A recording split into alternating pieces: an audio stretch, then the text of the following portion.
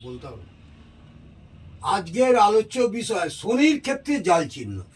শনির ক্ষেত্রে বিগত কয়েকদিন আগে বৃহস্পতির ক্ষেত্রে জাল চিহ্ন নিয়ে আলোচনা করেছি। আজকে আলোচ্য বিষয় হচ্ছে শনির ক্ষেত্রে জাল চিহ্ন।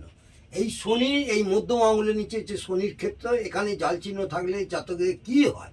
জাতক জাতিকাদের শনির ক্ষেত্রে জাল চিহ্ন থাকলে এরা স্বার্থপর মনোবৃত্তি প্রকাশ পায়। এদের সব সময় স্বার্থপর একটা মনোবৃত্তি নির্দেশ করবেই করবে। এই জায়গায় যদি জাল চিহ্ন থাকে, এরা অপরের ভালো হোক সেটা একদমই সহ্য করতে পারে না।